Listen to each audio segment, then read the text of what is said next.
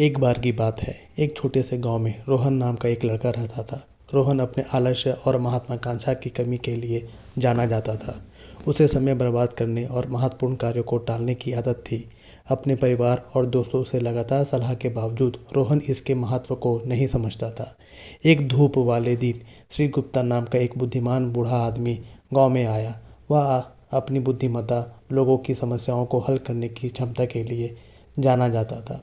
रोहन आदमी से मार्गदर्शन लेने का फैसला किया। रोहन श्री गुप्ता के पास गया, जो एक बड़े बरगद के पेड़ के नीचे बैठे थे। उसने सम्मानपूर्वक झुककर पूछा, सर, मुझे बताया गया है कि आपके पास बहुत ज्ञान है। क्या आप कृपया मुझे बता सकते हैं कि मैं अपने जीवन का अधिकतम लाभ कैसे उठा सकता हूँ? श्री गुप्ता मुस्कुराए और युवक के संघर्ष को समझते हुए सिर हिलाया। उसने अपने बैग से एक रेत वाली घड़ी निकाला और रोहन को दिया। यह घड़ी समय का प्रतीक है। कहा कि रेत का हर कण आपके जीवन का एक अनमोल क्षण को दर्शाता है। रोहन ने अपने हाथों में रेत का घड़ी पकड़ा और उसने महत्व को महसूस किया। अब श्री गुप्ता ने कहा, मैं चाहता हूँ कि आप कल्पना करें कि रेत का हर कण जो इस घड़ी के होल से होकर गिरता है, एक बर्बाद अवसर को दर्शाता है। हर बार जब आप टालते हैं या समय बर्बाद करते हैं तो एक कण हमेशा के लिए फिसल जाता है। रोहन ने अपने कार्यों की गंभीरता को समझते हुए श्री गुप्ता की बात ध्यान से सुनी। समय एक अनमोल उपहार है मेरे बेटे, यह किसी का इंतजार नहीं करता। हर बीतता हुआ सेकंड एक सेकंड ऐसा सेकंड है जिसे आप वापस नहीं पा सकते। अगर आप इसे बर्बाद करते रहेंगे तो एक दिन आप पछतावे से भर उठेंगे और जल्दीबाजी महसूस करेंगे। रोहन ने पूछा, लेकिन मैं कैसे बदल सकता हूँ? मैं समय को कैसे महत्व दे सकता हूँ और इसका अधिकतम लाभ कैसे उठा सकता हूँ? श्री गुप्ता गर्मजोशी से मुस्कुराए।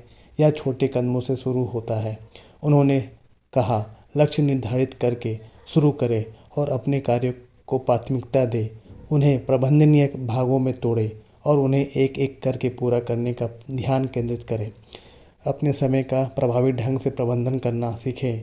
याद रखें, सफलता उन्हीं को मिलती है जो समय के महत्व को समझते हैं।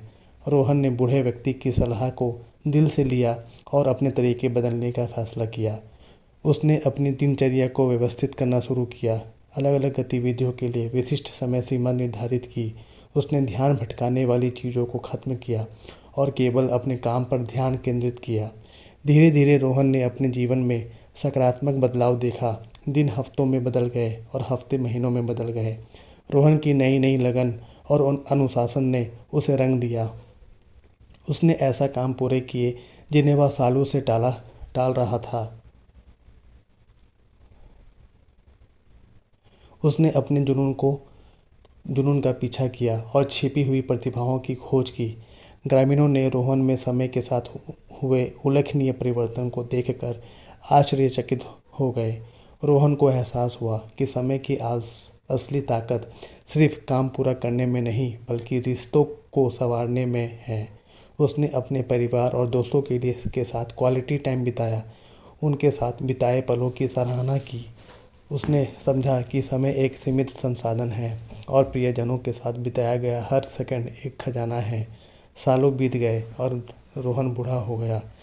उसके गांव ने उसे अपनी उपलब्धियों के लिए सम्मानित किया। उपलब्धियों और समय के अपने बुद्धिमान उपयोग के बारे में उन्होंने अपनी यात्रा युवा पीढ़ी के साथ साझा की और उनसे हर गुजरते पल को संजोने और अपने जीवन का भरपूर आनंद लेने का आग्रह किया।